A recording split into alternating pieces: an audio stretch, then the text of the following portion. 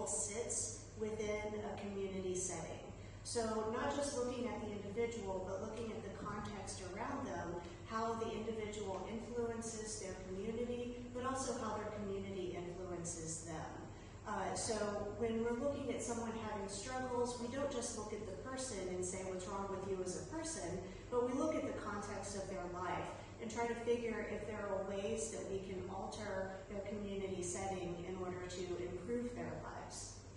So our 8 core values are empirical grounding. We use lots of evidence-based interventions, a multi-level strengths-based perspective. So again, we don't just look at the individual, but we look at the context in which they live. We work to develop a strong sense of community, respect for human diversity, collective wellness, empowerment and citizen participation, collaboration, and social justice. So we don't like to come with a top-down approach,